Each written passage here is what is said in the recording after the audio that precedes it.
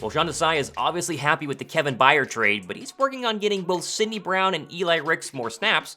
Philadelphia made 4 roster moves yesterday. Are they freeing up space for a familiar face? Jalen Hurts, he apparently was kind of hiding his injury to the coaches on Sunday night. And Julio Jones, could he see more run this weekend? I'm Thomas Mott, this is the Thomas Mott Show.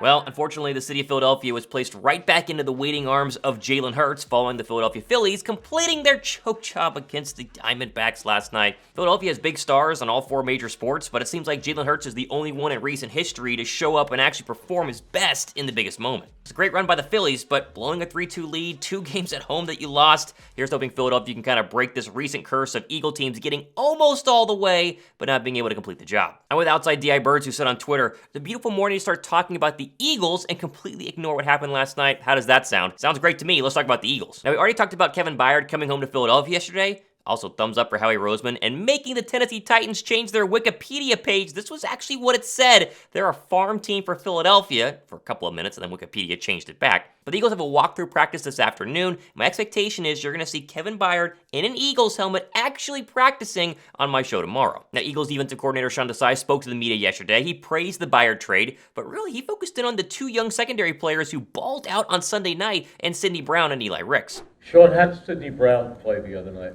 Yeah, he did a good job. He did a good job. It was his first time. I know it was a exciting and emotional game for him to be out there. He's such a competitor. He played physically in the spots that we need him to play physically at. Came down in the box and did a good job communicating. So I think it was a good game for him to kind of get his feet wet and get going. I think it's safe to say that Desai is going to use 3 safeties with Byard coming in as often as possible in order to keep Sidney Brown on the field. Plus, Kevin Byard is an all-pro and been in the NFL for a long time. Here's to hoping he can kind of share some of his wisdom and insight about playing safety to rookie Sidney Brown and second-year undrafted free agent potential star in Reed Blakenship. Also, for those wondering if Kevin Byard is past his prime, no longer an all-pro, Desai was asked about that. Here's what he said. No, I don't know. That's a weird question to answer. He's really good. Yeah, I think he's still a really good safety. Now, Byard is getting up there in age, one of the reasons why Tennessee moved off of him. But I'm going to go with Pro Bowl safety Logan Ryan's take on the Byard signing, saying Philadelphia got their best safety since Brian Dawkins. Says he has elite instincts, reading quarterback eyes and making plays, plays man-to-man against the top tight ends, and has elite range in the deep part of the field with 27 career picks. Hey, it all sounds good to me. Desai was also asked about Eli Ricks' ability to jump in and out of the lineup, playing in the slot, and Desai seems over the moon about his young undrafted free agent corner. I like his length. I like his mentality, his toughness. He's a competitor, and so he's kind of shown that. And he's a sponge. He keeps wanting to learn and grow in his roles on the defense, and he's done that. I think it's a credit to our teaching. Like I said, it's a big core philosophy of ours. Through the organization from Nick on down, is that we want to be great teachers. We want to be great with our fundamentals and techniques, and that transcends into that DB room with obviously Coach McDonald.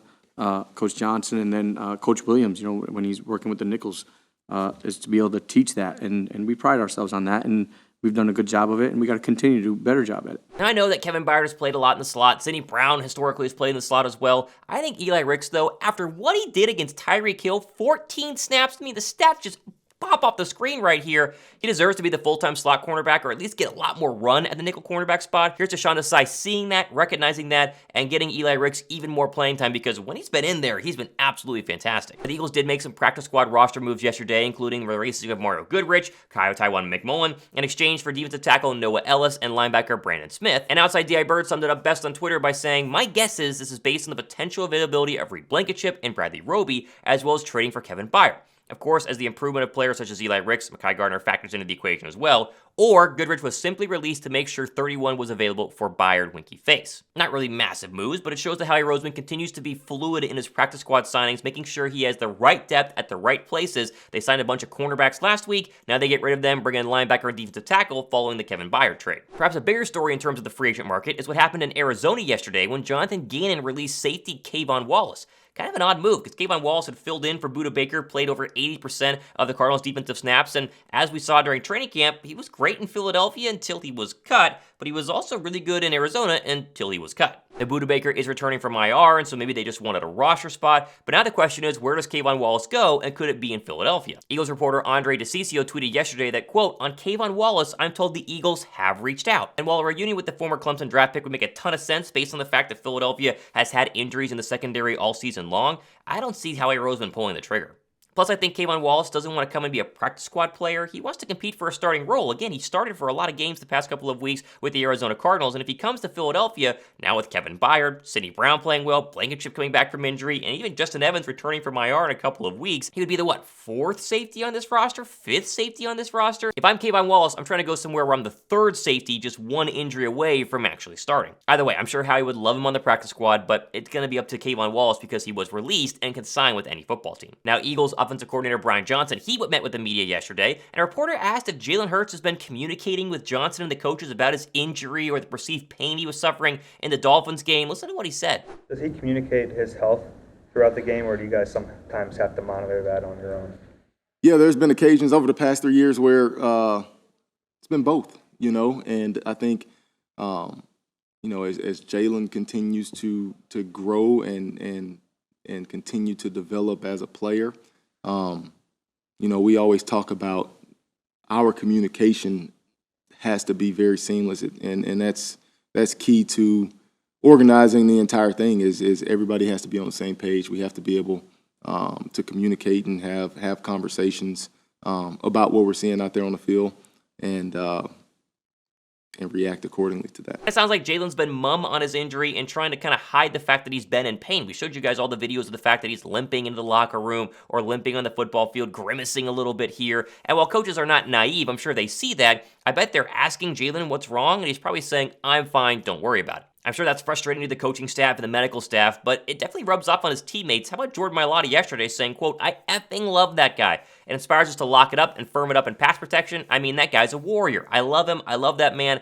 I love that man to death, man." My guess is we'll get an update on the Jalen Hurts injury status today during the walkthrough. If he has any sort of injury designation, we'll find out this afternoon. Be sure to subscribe. We'll have a full update on that in tomorrow's show. Now, Brian Johnson was also asked about Jalen Hurts' recent turnover spree, and he seemed to emphasize that whether it's interceptions or not fumbling in the pocket, this is a major, major talking point in Eagles meeting rooms all week long. If you look at fumbles throughout the National Football League, you tally them all up at the end of the year, the majority of them are sack fumbles in the pocket and the quarterback fumbling the ball in the pocket. So, the one thing that we always try to emphasize is two hands on the ball in the pocket. And in that particular clip, Jalen did have two hands on the ball, but we just got to continue to be firm and detail it and really minimize those type of game-changing plays. So, for us, that's something that, we talk a lot about in our individual work,